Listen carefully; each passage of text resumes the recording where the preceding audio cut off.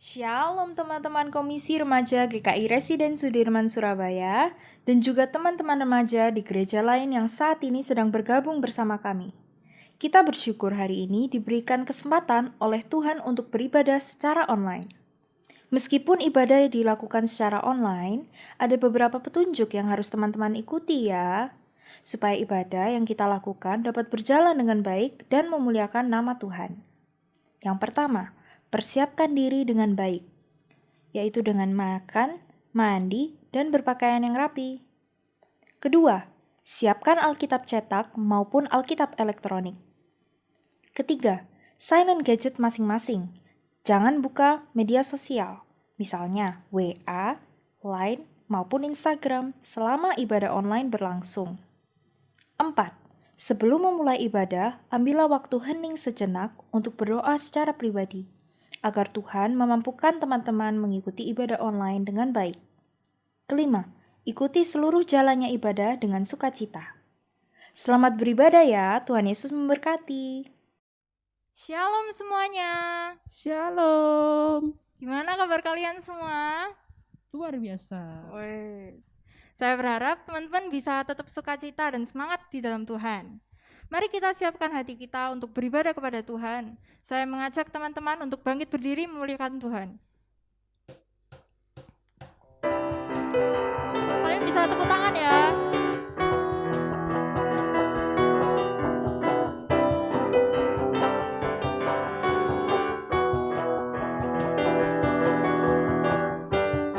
Saatnya kami berkumpul bersatu dari segenap suku dan bangsa, berdiri di hadapan tata anak domba, satu suara menyatakan keselamatan bagi Allah yang duduk dan bertata. Kami naikkan pada anak domba pujian dan kekuatan, hormat dan kekuasaan, kemuliaan bagi Dia selamanya. Keselamatan bagi Allah yang duduk dan bertata. Kami naikkan pada anak domba pujian dan kekuatan, hormat dan kekuasaan, kemuliaan bagi Dia selamanya.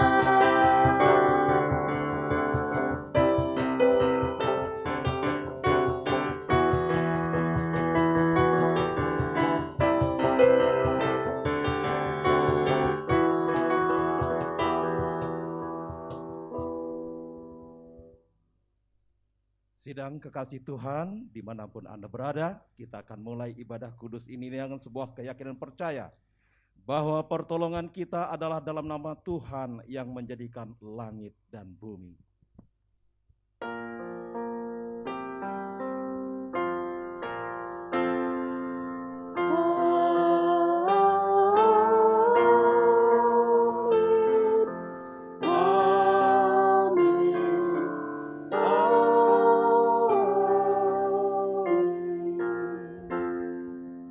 Kasih karunia dan damai sejahtera dari Allah Bapa kita dan dari Tuhan Yesus Kristus menyertai saudara sekalian.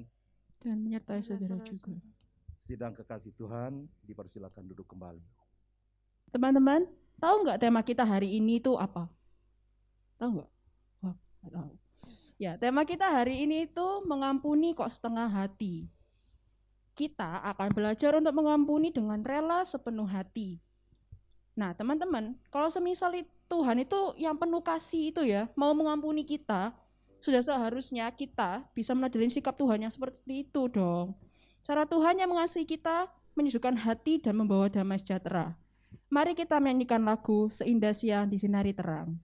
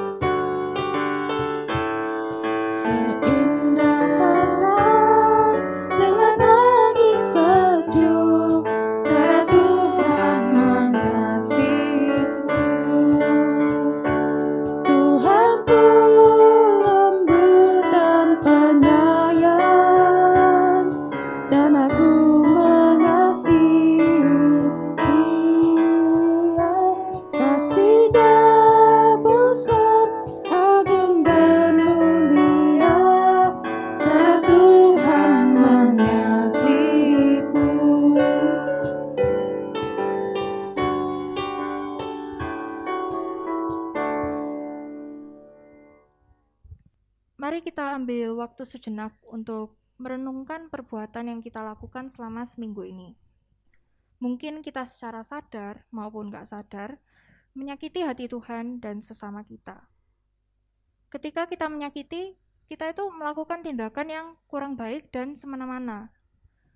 Dan hal itu sama sekali tidak mencerminkan pribadi anak-anak Tuhan. Saya ajak teman-teman untuk mengakui dosa secara pribadi.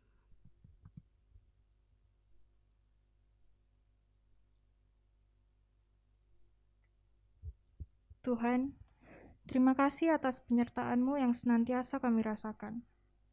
Kami bersyukur kami semua bisa mengikuti ibadah bersama di pagi hari ini. Kami tahu Tuhan, kami seringkali menyakiti hati Engkau dan sesama. Ampunilah kami Tuhan, kami manusia berdosa. Tuntunlah kami agar kami dapat menjadi pribadi yang lebih baik lagi. Di dalam nama Yesus kami sudah berdoa dan mengucap syukur. Amin.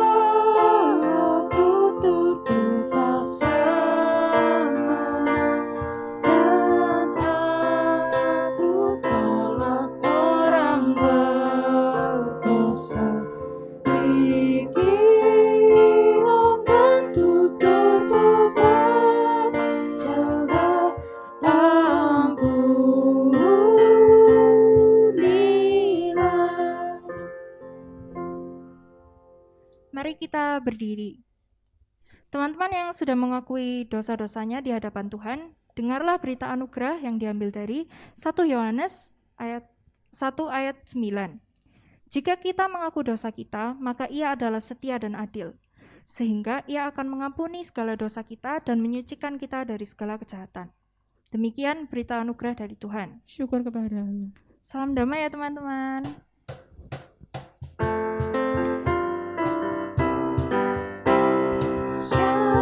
Shalom damai Allah turun ke atasmu sekarang.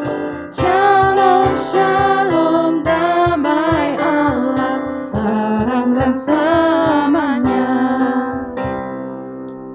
Mari kita meresponi berita anugerah kita pada hari ini dengan belajar mengampuni sebagaimana yang Tuhan ajarkan dalam hidup kita. Mari kita mempersiapkan diri untuk menyambut firman Tuhan. Mari kita nyanyikan mengampuni.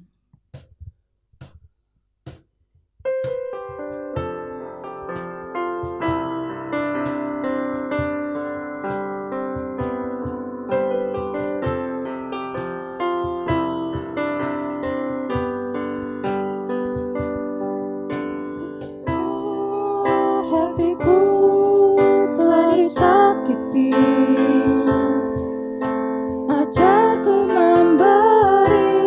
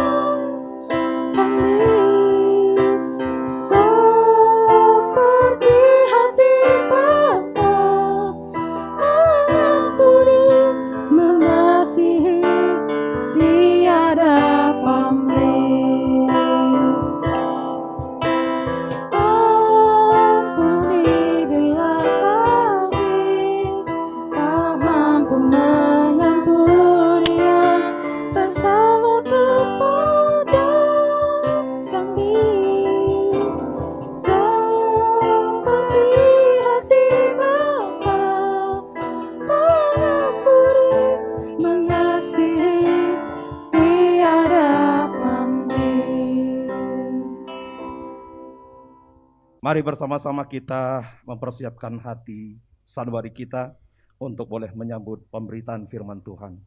Mari kita berdoa. Bapa, dalam nama Yesus Kristus Sang Firman yang hidup, saat ini kami bersama-sama bersepakat menyiapkan, menundukkan hati sanubari kami untuk boleh Engkau leluasa menjamah hati batin kami dengan kebenaran firman-Mu Tuhan. Oleh karena kami percaya hanya firman-Mu sajalah yang bisa menuntun dan menolong kami untuk boleh belajar mengampuni orang yang bersalah kepada kami seperti Engkau telah mengampuni kami. Tuhan, kami serahkan pembacaan dan perenungan firman Tuhan saat ini hanya ke dalam tangan kasih-Mu. Kiranya Tuhan menuntun dan menolong kami. Di dalam nama Tuhan kami Yesus Kristus kami semua berdoa dan mengucap syukur. Amin. Sidang kekasih Tuhan, dipersilakan duduk kembali. Mari kita bersama-sama membuka Alkitab kita di dalam Injil Tuhan Yesus Kristus. Menurut Matius pasal yang ke-18 kita akan membaca mulai dari ayat yang ke-21 sampai dengan 35. Matius pasal 18 ayat 21 sampai 35, demikian bunyi firman Tuhan. Kemudian datanglah Petrus dan berkata kepada Yesus, Tuhan, sampai berapa kali aku harus mengampuni saudaraku jika ia berbuat dosa terhadap aku? Sampai 7 kali? Yesus berkata kepadanya, bukan, aku berkata kepadamu, bukan sampai 7 kali, melainkan sampai 77 kali. Sebab hal kerajaan sorga seumpama seorang raja yang hendak mengadakan perhitungan dengan hamba-hambanya. Setelah ia mulai mengadakan perhitungan itu, dihadapkanlah kepadanya seorang yang berhutang 10.000 talenta. Tetapi karena orang itu tidak mampu melunaskan hutangnya, raja itu memerintahkan supaya ia dijual beserta anak istrinya dan segala miliknya untuk membayar hutangnya. Maka sujudlah hamba itu menyembah dia, katanya, sabarlah dahulu, segala hutangku akan kulunaskan. Lalu tergeraklah hati raja itu oleh belas kasihan akan hamba itu, sehingga ia membebaskannya dan menghapuskan hutangnya. Tetapi ketika hamba itu keluar, ia bertemu dengan seorang hamba lain yang berhutang 100 dinar kepadanya. Ia menangkap dan mencekik kawannya itu. Katanya, bayarlah hutangmu. Maka sujudlah kawannya itu dan memohon kepadanya, sabarlah dahulu, hutangku itu akan kulunaskan. Tetapi ia menolak dan menyerahkan kawannya itu ke dalam penjara sampai dilunaskannya hutangnya. Melihat itu, kawan-kawannya yang lain sangat sedih, lalu menyampaikan segala yang terjadi kepada tuan mereka. Raja itu menyuruh memanggil orang itu dan berkata kepadanya, hai hamba yang jahat, seluruh hutangmu telah kuhapuskan karena engkau memohonkannya kepadaku. Bukankah engkau pun harus mengasihani kawanmu seperti aku telah mengasihani engkau? Maka marahlah tuannya itu dan menyerahkannya kepada algojo sampai ia melunaskan seluruh hutangnya. Maka Bapakku yang di sorga akan berbuat demikian juga terhadap kamu apabila kamu masing-masing tidak mengampuni saudaramu dengan segenap hatimu. Demikianlah Injil Tuhan Yesus Kristus. Yang berbahagia adalah mereka yang membaca, merenungkan, dan melakukan firman Tuhan itu dalam hidup hari lepas hari. Haleluya. Haleluya. Haleluya. Haleluya.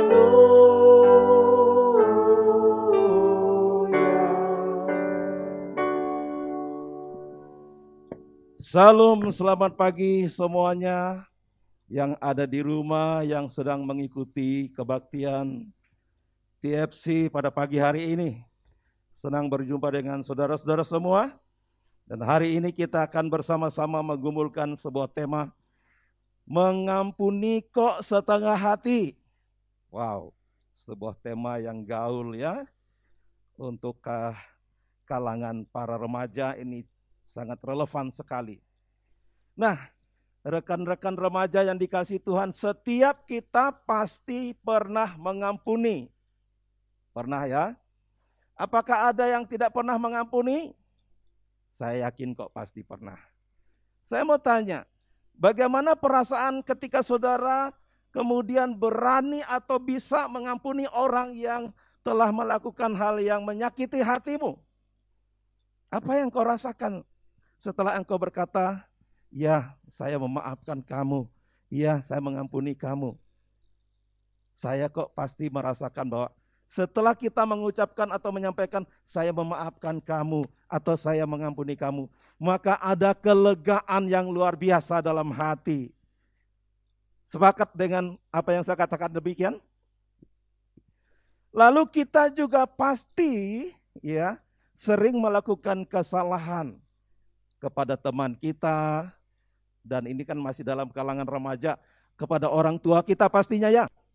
Nah, ketika kita pernah melakukan atau sudah melakukan kesalahan kepada papa atau mama kita, kakak atau adik kita, lalu kita sadar bahwa kita bersalah, kemudian di dalam hati sanubari kita berkata, aku harus minta maaf sama papa, sama mama.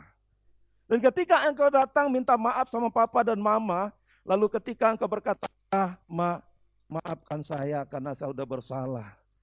Lalu papa dan mamamu kemudian mengulurkan tangan, iya nak, papa memaafkan engkau, iya nak, mama memaafkan engkau. Pertanyaan saya, apa perasaanmu ketika engkau mendapatkan maaf atau ampun dari papa atau mamamu? Saya rasa jauh lebih lega rasanya ya.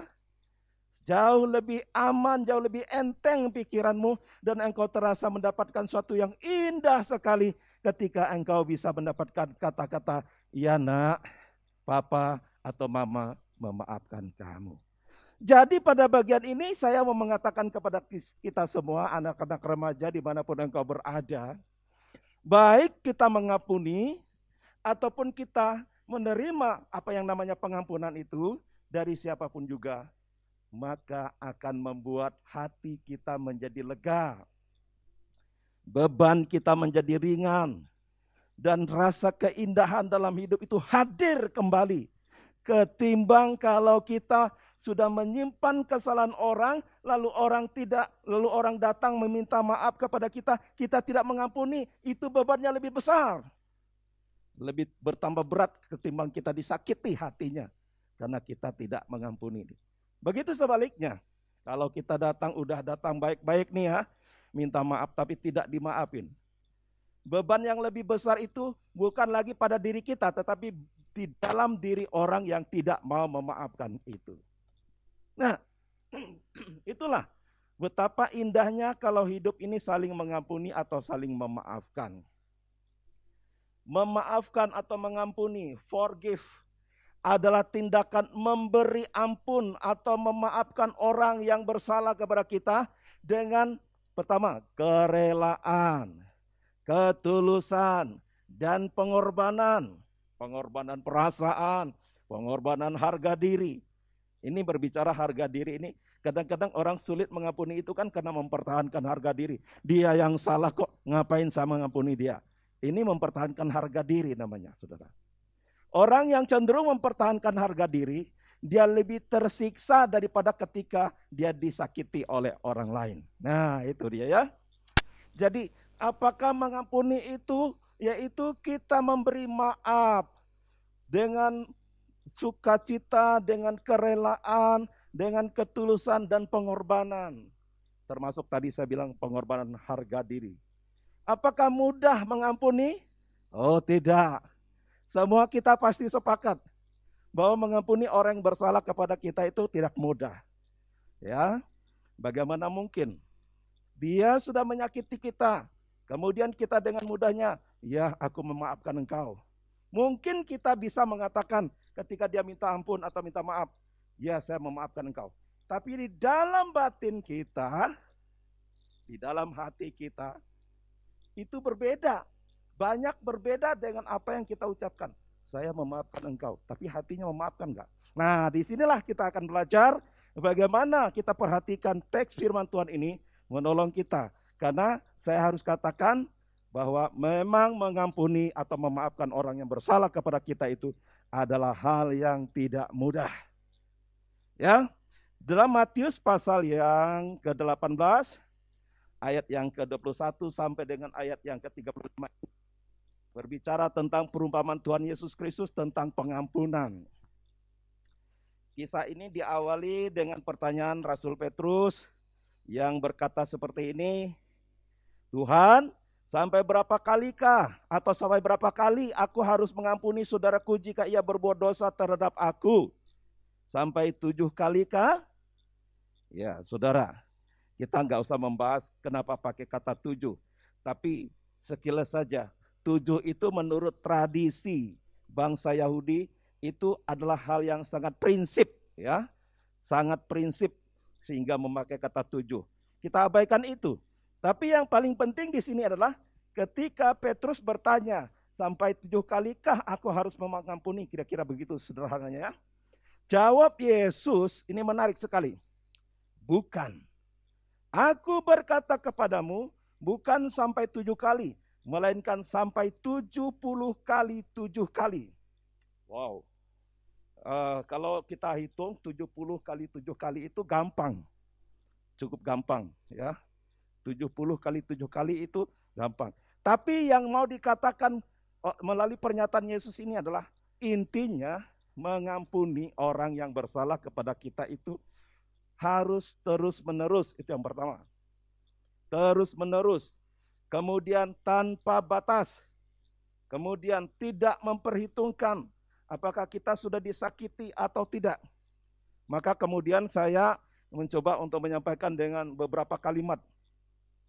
Apa yang Yesus katakan bahwa mengampuni itu adalah 70 kali 7 kali itu berbicara tentang bahwa mengampuni orang yang bersalah kepada kita itu harus didasari dengan apa yang dikatakan kesediaan atau kerelaan, ya.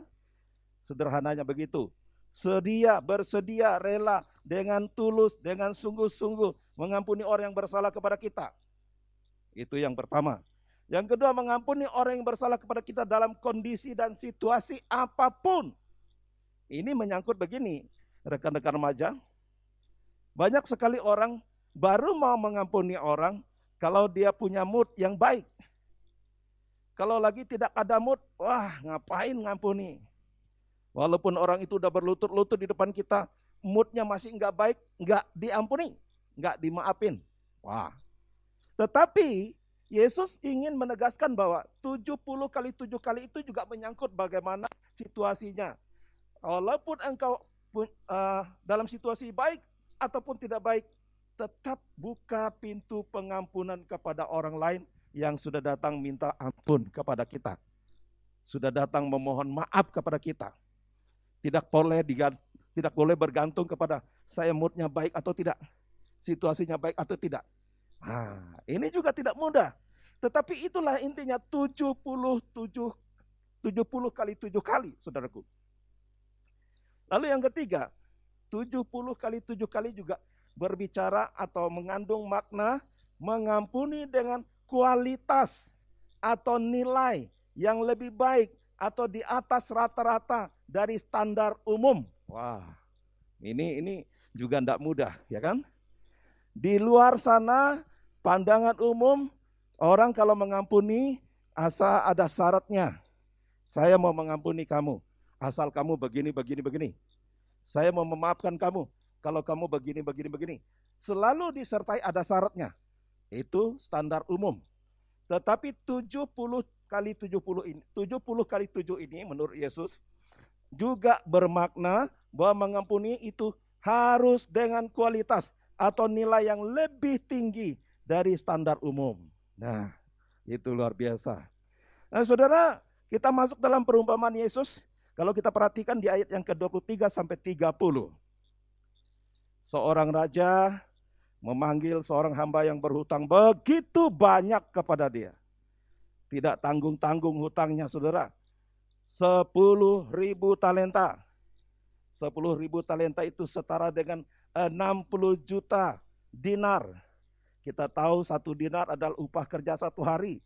Jadi si hamba ini berhutang kepada tuannya itu, kalau mau dibayar, dia harus bekerja selama 60 juta hari. Wah, ini kan satu hal yang tidak mungkin. Mustahil, ya. 10.000 talenta itu nilainya begitu tinggi.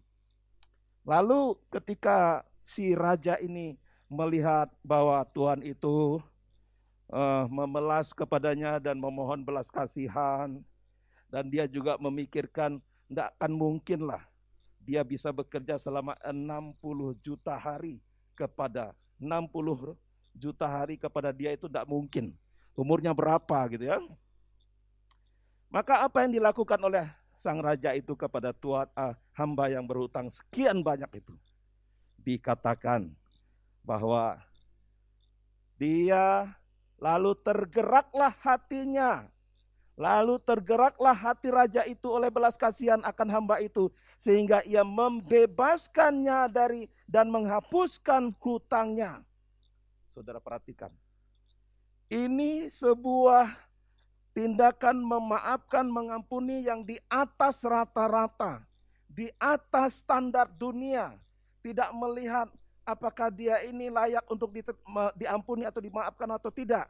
Tidak melihat situasi ini, saya sedang lagi baik hati atau tidak. Saudara, tidak. Tetapi dia sedang melakukan sebuah tindakan pengampunan, memaafkan dengan kualitas di atas rata-rata. Inilah yang disebut mengampuni dengan totalitas. Tidak setengah-setengah, tidak menuntut syarat, dan lain sebagainya. Dan itu dilakukan oleh sang raja kepada hamba yang berhutang begitu banyak. Tetapi yang menjadi persoalan berikutnya adalah ketika hamba yang berhutang banyak itu, 60 juta dinar itu, keluar dan menjumpai saudaranya yang hanya berhutang kepadanya 100 dinar. 100 dinar itu kecil. Ya, kalau upah hari ini adalah 100.000 satu hari, berarti mungkin sekitar 10 jutaan. Tetapi itu tetap bisa dibayar. Katakanlah dengan dia bekerja selama 100 hari kepada Tuhan yang mempiutangi, tetap bisa dilakukan. Ya, 100 hari tidak terlalu panjang, tidak sampai setahun dia bekerja kepada orang itu dan sudah lunas. Yang menjadi persoalan adalah si hamba yang telah mendapatkan pengampunan yang begitu luar biasa dari Tuhan dengan menghapuskan hutangnya yang 10.000 talenta itu, dia malah sama sekali tidak tergerak hatinya untuk mengampuni atau membebaskan hutang Tuhan yang hanya berhutang 100 dinar kepadanya. Ini hal yang sangat-sangat menyakitkan sekali gitu ya. Walaupun hamba yang berhutang 100 dinar itu sudah bersujud, sudah memohon kepadanya, bukannya disambut, kemudian dimaafin, tetapi malah dicekiknya, bahkan dilemparkannya ke dalam penjara sampai dilunaskan hutangnya. Inilah yang dikatakan bahwa dia yang sudah mendapatkan pengampunan luar biasa, tetapi tidak punya kerelaan untuk mengampuni orang yang hanya sedikit salah kepada dia. Kebanyakan inilah yang terjadi di tengah-tengah kita. Kita sebagai remaja, bahkan mungkin kita kadang-kadang teman kita baru bersalah sedikit, kita sudah mengingatnya bertahun-tahun, bahkan kita tidak buka pintu pengampunan kepadanya. Dan itulah ciri orang yang tidak memiliki belas kasihan. Sehingga dia tidak mungkin bisa mengampuni dengan totalitas. Orang-orang semacam inilah yang pasti tidak bisa mengampuni dengan sungguh-sungguh. Kalaupun dia mengatakan, ya saya maafkan kamu, tetapi itu setengah hati. Tidak totalitas. Kemudian ketika dia melihat temannya itu bersalah lagi, dia akan mengatakan, percuma saya mengampuni kamu. Ternyata kamu orang yang tidak layak menerima pengampunan. Ini model hamba yang seperti ini nih adalah contoh orang yang tidak bisa mengampuni dengan sepenuh hati. Nah, teman-teman yang dikasih dalam Tuhan, apa yang terjadi dengan orang yang tidak bisa mengampuni dengan sepenuh hati? Sangat tragis sekali. Ketika dilihat oleh teman-teman yang lain, maka disampaikanlah apa yang dilakukan oleh hamba yang sudah mendapatkan pengampunan luar biasa itu, yang sudah mendapatkan kemurahan luar biasa itu, disampaikan kepada raja. Lalu raja malah menyesal barangkali ya. Saya sudah mengampuni dia begitu rupa, sudah membebaskan hutangnya yang begitu banyak. Dia malah sama sekali tidak punya belas kasihan kepada temannya yang hanya berhutang 100 dinar. Panggil dia, dikatakannya.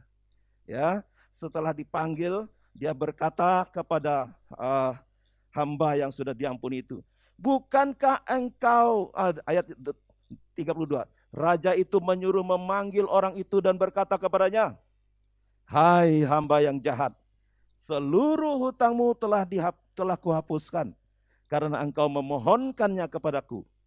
Bukankah engkau pun harus mengasihi kawanmu seperti aku telah mengasihi engkau?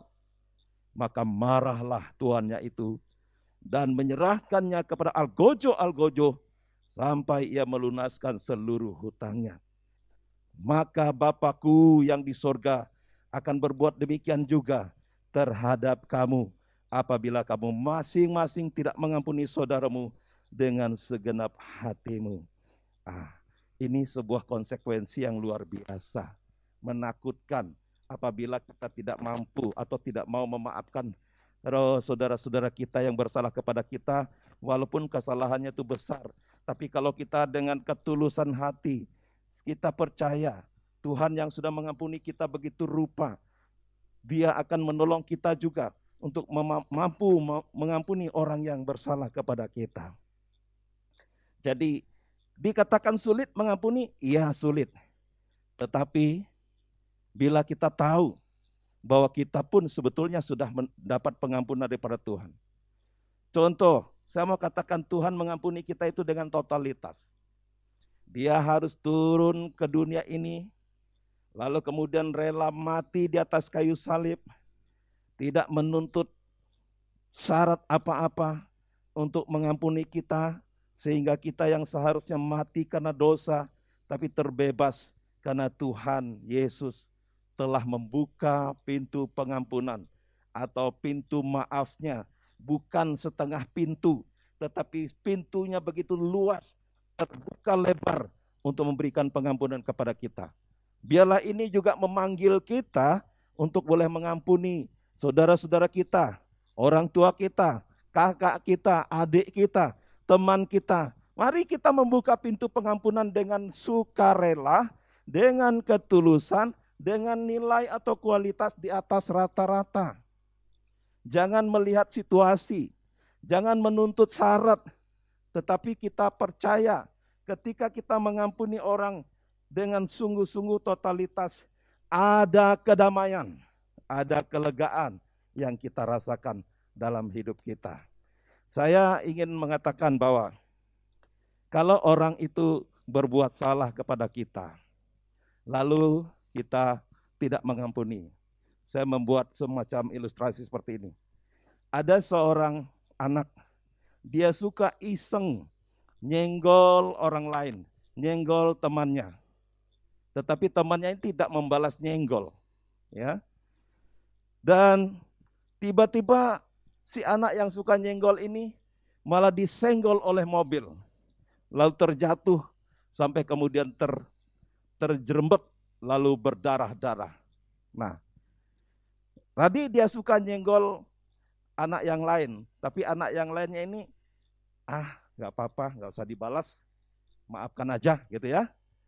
Nah, tapi dia juga tetap terus nyenggol. Tiba-tiba dia disenggol oleh mobil. Maka dia jatuh terjerembab sampai berdarah-darah.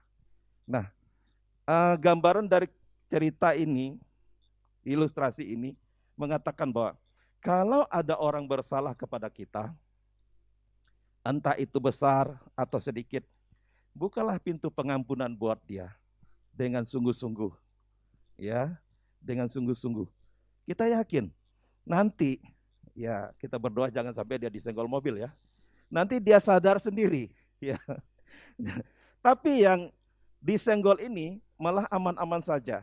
Jadi dari cerita ini kita boleh menangkap sebuah pelajaran. Ketika kita rela dengan sungguh-sungguh mengampuni orang lain, ya, kita akan dapat mengalami lebih damai, lebih nyaman, dan lebih lega di dalam hidup kita daripada kita menyimpan kesalahan orang lain itu. Dan kalau mau mengampuni atau memaafkan, kita menuntut syarat dan lain sebagainya. Jangan rekan-rekan ya, karena kita percaya ketika kita mengampuni orang lain, yang harus kita ingat adalah saya sudah diampuni oleh Tuhan Yesus Kristus. Saya ingin membaca cuplikan cerita atau kisah dari, bukan kisah ya, ada wawancara barangkali ya. Banyak yang tahu nama Agnes Mo ya. Agnes Mo itu penyanyi yang cukup terkenal. Dan beberapa waktu yang lalu dia memang cukup viral karena saya tidak tahu persis kenapa kemudian banyak orang yang netizen yang kemudian menyampaikan kalimat-kalimat yang tidak nyaman buat dia. Dan ketika suatu saat diwawancara, dia berkata seperti ini, saya bacakan. Saya tidak mau membalas orang-orang yang membenci saya. Saya selalu mengasihi dan memaafkan mereka. Bukan karena saya lemah, tetapi karena saya takut dengan Tuhan saya, Yesus Kristus. Saya takut kalau Tuhan melakukan cara itu untuk menghukum saya juga. Jadi saya lebih memilih love and forgive, mengasihi dan memaafkan siapapun yang membenci saya. Ini kata Agnes Mo ya. Saya tadi sempat membaca di suatu artikel begitu. Jadi mari kita sebagai anak-anak Tuhan yang sudah yakin bahwa Tuhan sudah memaafkan kita sebesar apapun kesalahan kita, kita juga harus belajar untuk memaafkan orang yang bersalah kepada kita dengan sukacita, sukarela, ketulusan, walaupun harus berkorban. Mungkin berkorban perasaan, mungkin berkorban harga diri. Saya kalau memaafkan dia kan harga diri saya rendah. Oh enggak loh. Mungkin di hadapan dia rendah, tapi di hadapan Tuhan, orang yang mau mengampuni atau memaafkan orang lain yang bersalah itu harga dirinya malah tinggi. Ya, jadi saya ajak kita, mari kita belajar boleh saling mengampuni dengan tidak setengah-setengah, tapi totalitas, yaitu dengan kerelaan, ketulusan, dan pengorbanan. Kenapa? Karena Tuhan Yesus sendiri telah mengampuni kita. Maka kita juga harus belajar mengampuni sesama dengan segenap hati kita. Mengampuni orang tua mungkin yang sudah menyakiti hati kita, mengampuni saudara kita di rumah, sesama seiman, atau rekan-rekan di sekolah kita. Kita buang perasaan gengsi, sikap ego dan rasa sakit hati sambil terus menyadari bahwa kita pun sebetulnya bukan orang yang tidak pernah bersalah. Kita juga adalah orang-orang yang sering melakukan kesalahan kepada sesama. Maka dengan menyadari hal itu, pasti kita ada kelegaan, ada ketenangan, ada kedamaian dalam batin kita. Karena ketika kita mengampuni orang lain yang bersalah kepada kita, kita sedang melepaskan ikatan-ikatan, beban-beban yang ada di dalam hati kita. Selamat belajar mengampuni dengan kesungguhan, bukan dengan setengah hati. Amin. Tuhan memberkati kita. Mari kita bangkit berdiri. Bersama umat Allah di masa lalu, masa kini, dan masa depan. Mengingat pengakuan pada baptisan, menurut pengakuan iman rasuli yang berbunyi demikian. Aku percaya kepada Allah, Bapa yang Maha Kuasa, Khalik langit dan bumi, dan kepada Yesus Kristus anaknya yang tunggal Tuhan kita, yang dikandung dari Roh Kudus, lahir dari anak darah Maria, yang menderita sengsara di bawah pemerintahan Pontius Pilatus, disalibkan, mati dan dikuburkan, turun ke dalam kerajaan maut. Pada hari yang ketiga, bangkit pula dari antara orang mati, naik ke surga, duduk di sebelah kanan Allah, Bapa yang Maha Kuasa. Dan dari sana ia akan datang untuk menghakimi orang yang hidup dan yang mati. Aku percaya kepada Roh Kudus, gereja yang kudus dan am, persekutuan orang kudus, pengampunan dosa, kebangkitan orang mati, dan hidup yang kekal. Amin. Dipersilakan duduk. Mari bersama-sama kita mengambil waktu yang indah ini untuk bersama-sama berdoa dalam doa syafaat. Nanti saya akan memimpin semua doa syafaat dan kita bersama akan menyatukan hati untuk menutup dengan doa Bapa kami bersama. Mari kita satu dalam doa. Ya Tuhan, kami saat ini sungguh boleh bersyukur kepada Engkau. Oleh karena Engkau telah menyapa, melawat, mengajar, membimbing kami, agar kami boleh menjadi pribadi-pribadi yang siap dan rela serta tulus ketika memberi maaf atau mengampuni orang yang bersalah kepada kami. Karena kami tahu bahwa kami pun sudah mengalami pengampunan yang luar biasa daripada Tuhan Yesus Kristus. Maka biarlah kami juga boleh membuka maaf pengampunan kepada orang lain dengan sungguh-sungguh, bukan dengan setengah hati. Seperti Yesus yang telah mengampuni kami dengan totalitas sampai harus mati di atas kayu salib untuk menebus dosa kami. Terima kasih untuk firman-Mu, biarlah kami boleh belajar mengampuni sesama kami dengan totalitas.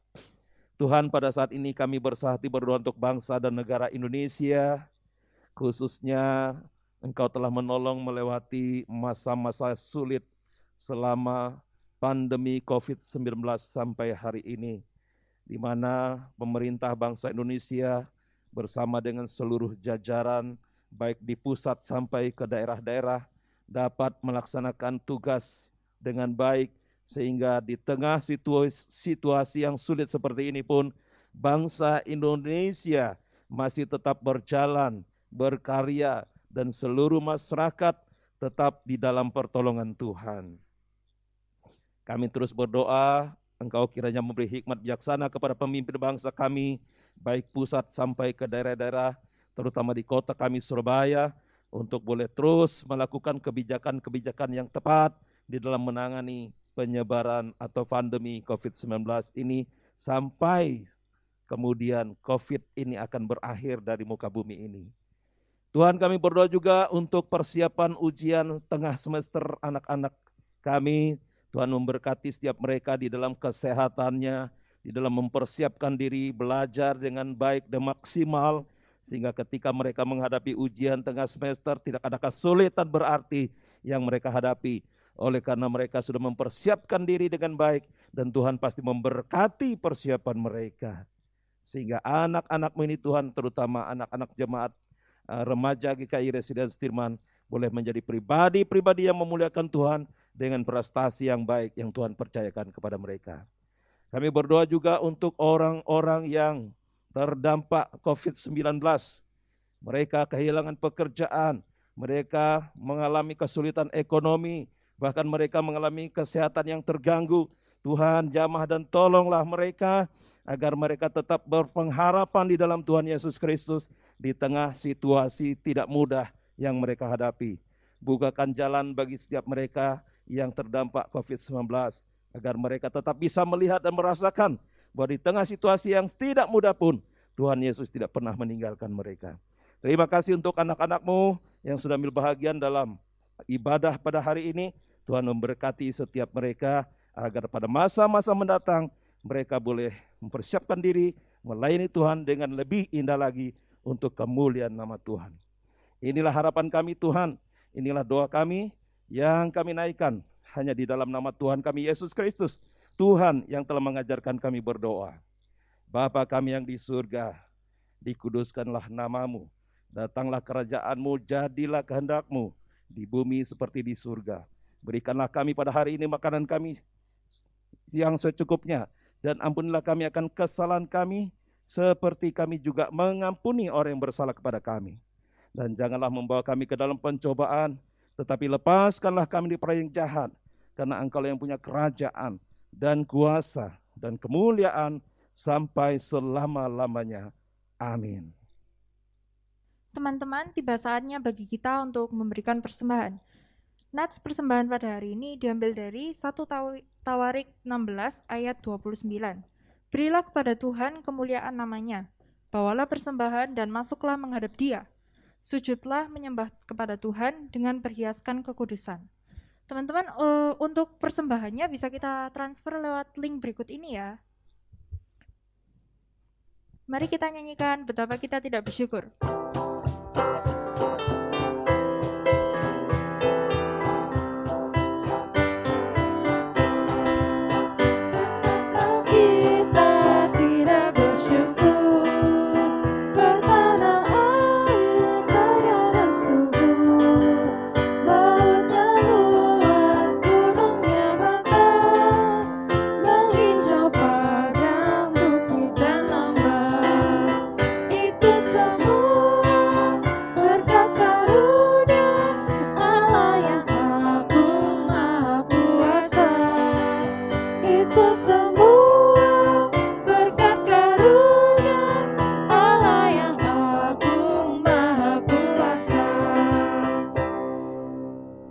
Teman-teman, saya undang untuk bangkit berdiri. Mari kita membawa persembahan kita dalam doa. Tuhan, terima kasih atas berkat-Mu bagi kehidupan kami selama ini. Ini sedikit dari yang kami punya, kami persembahkan untuk kemuliaan nama-Mu. Tolong sertailah tangan-tangan yang mengelolanya. Terima kasih Tuhan. Dalam nama Tuhan Yesus kami sudah berdoa, jam syukur. Amin. Ya teman-teman, dari firman hari ini kita belajar banyak hal ya. Yang pasti, anak Tuhan yang mau belajar mengampuni, itu menunjukkan bahwa ia mau bertumbuh dalam iman kepada Tuhan.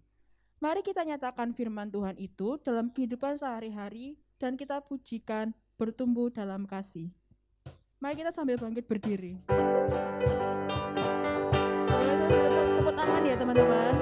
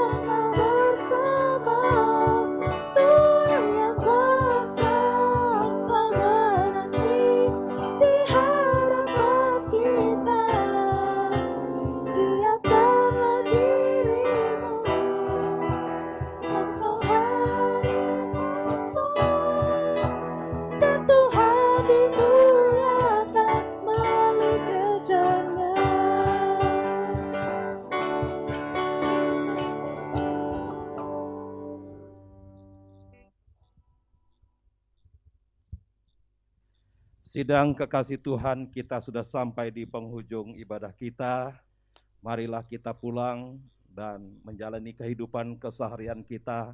Dan jangan lupa untuk belajar mengampuni dengan kesungguhan, bukan dengan setengah-setengah. Karena Tuhan Yesus sudah mengampuni kita dengan totalitas. Sekarang arahkanlah hatimu kepada Tuhan. Kami mengarahkan hati kami kepada Tuhan. Jadilah saksi Kristus. Syukur kepada Allah. Terpujilah Tuhan. Kini dan selamanya. Sekarang buka hatimu dan terima berkat Tuhan. Tuhan memberkati engkau dan melindungi engkau. Tuhan menyinari engkau dengan wajahnya dan memberi engkau kasih karunia. Tuhan menghadapkan wajahnya kepadamu dan memberi engkau damai sejahtera mulai saat ini sampai selama-lamanya. Amin.